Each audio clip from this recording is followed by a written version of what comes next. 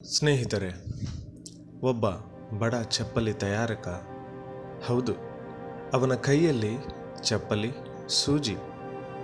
ಆದರೆ ಅವನ ಹೃದಯದಲ್ಲಿ ದೇವರ ಕರೆಯಿತ್ತು.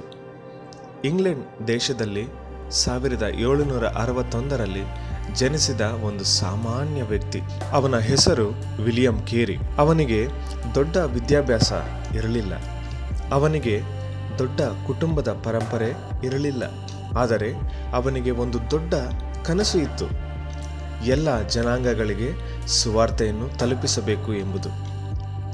ಮತ್ತಾಯನು ಬರೆದ ಸುವಾರ್ತೆಯಲ್ಲಿ 28ನೇ ಅಧ್ಯಾಯ 19ನೇ ವಚನದ ವಾಕ್ಯ, ಆದುದರಿಂದ ನೀವು ಹೋಗಿ ಎಲ್ಲ ಜನಾಂಗಗಳನ್ನು ಶಿಷ್ಯರನ್ನಾಗಿ ಮಾಡಿರಿ.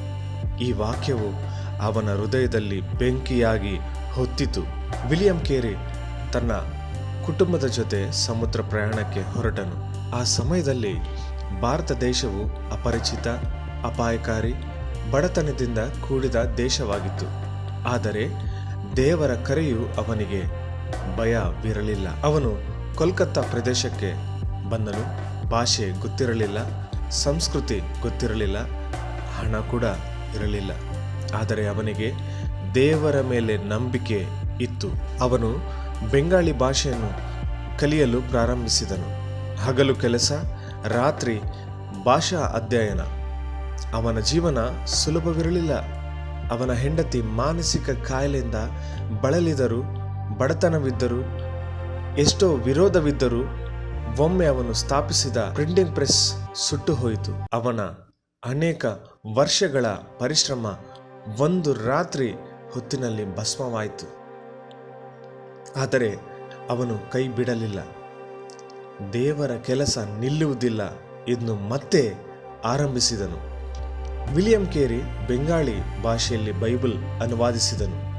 ನಂತರ ಸಂಸ್ಕೃತ, ಹಿಂದಿ, ಮರಾಠಿ ಸೇರಿದಂತೆ ಅನೇಕ ಭಾರತೀಯ ಭಾಷೆಗಳಲ್ಲಿ ಬೈಬಲ್ ಅನುವಾದ ಕಾರ್ಯಕ್ಕೆ ಸಹಾಯ ಮಾಡಿದನು. ಅವನ ಪ್ರಯತ್ನದಿಂದ ಭಾರತೀಯ ಜನರು ತಮ್ಮದೇ ಆದ ಭಾಷೆಯಲ್ಲಿ ದೇವರ ವಾಕ್ಯವನ್ನು ಓದಲು ಪ್ರಾರಂಭಿಸಿದರು. ಅವನು ಮತ್ತೆ ಪ್ರಿಂಟಿಂಗ್ ಪ್ರೆಸ್ ಅನ್ನು ಸ್ಥಾಪಿಸಿದನು.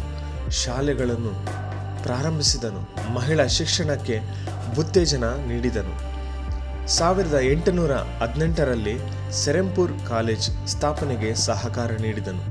ಇಂದಿಗೂ ಅದು ಪಶ್ಚಿಮ ಬಂಗಾಳದಲ್ಲಿ ಇದೆ. ಆ ಕಾಲದಲ್ಲಿ ಸತಿ ಸಹಗಮನ ಪದ್ಧತಿ ಎಂಬ ಕೆಟ್ಟ ಪದ್ಧತಿ ಇತ್ತು. ಗಂಡ ಸತ್ತರೆ ಹೆಂಡತಿಯನ್ನು ಬೆಂಕಿಯಲ್ಲಿ ಸುಡುವುದು. ವಿಲಿಯಂ ಕೇರಿ ಈ ಪದ್ಧತಿಯ ವಿರುದ್ಧ ಧ್ವನಿ ಎತ್ತಿದರು. ಅವನ ಪ್ರಯತ್ನಗಳಿಂದ 1829ರಲ್ಲಿ ಸತಿ ಸಹಗಮನ ಪದ್ಧತಿ ಕಾನೂನಾತ್ಮಕವಾಗಿ ನಿಷೇಧಿಸಲಾಯಿತು. ಒಬ್ಬ ಮಿಷನರಿಯ ಧೈರ್ಯ ಒಂದು ದೇಶದ ಇತಿಹಾಸವನ್ನೇ ಬದಲಿಸಿತು. ಸ್ನೇಹಿತರೆ, ಒಬ್ಬ ಚಪ್ಪಲಿ ತಯಾರಕ, ಆದರೆ ದೇವರ ಕೈಯಲ್ಲಿ ಅವನು ಉನ್ನತವಾದ ಸಾಧನವಾಗಿದ್ದನು. ಅವನು ಹೇಳಿದ ಪ್ರಸಿದ್ಧ ಮಾತು, ದೇವರಿಂದ ಮಹತ್ತರವಾದದ್ದನ್ನು ನಿರೀಕ್ಷಿಸಿರಿ, ದೇವರಿಗಾಗಿ ಮಹತ್ತರವಾದದ್ದನ್ನು ಪ್ರಯತ್ನಿಸಿರಿ. ಸ್ನೇಹಿತರೆ, ನಾವು ಇಂದು ಸುಲಭವಾಗಿ ಕನ್ನಡ ಬೈಬಲ್ ಓದುತ್ತಿದ್ದೇವೆ ಅಂದರೆ ಅದರ ಹಿಂದೆ ಅನೇಕ ಮಿಷನರಿಗಳ ತ್ಯಾಗವಿದೆ. ಒಬ್ಬ ಮನುಷ್ಯನ ವಿಧೇಯತೆ ಲಕ್ಷಾಂತರ ಆತ್ಮಗಳಿಗೆ ಬೆಳಕಾಯಿತು. ದೇವರು ನಿಮ್ಮನ್ನು ಕರೆಯುತ್ತಿದ್ದಾನಾ? ನಿಮ್ಮ ಜೀವನವೂ ಒಂದು ದೇಶಕ್ಕೆ ಆಶೀರ್ವಾದವಾಗಬಹುದೇ? ಒಂದು ಸಾರಿ ಆಲೋಚನೆ ಮಾಡಿರಿ. ದೇವರು ಸಾಮಾನ್ಯ ವ್ಯಕ್ತಿಗಳನ್ನು ಬಳಸಿಕೊಂಡು ಅಸಾಮಾನ್ಯ ಇತಿಹಾಸವನ್ನೇ ಬರೆಯುತ್ತಾನೆ.